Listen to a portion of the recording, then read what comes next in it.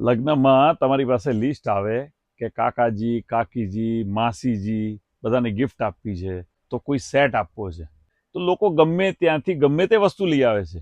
એ set 1500-2000 આવે છે, પણ માઇક્રોફાઈબરના આવે છે.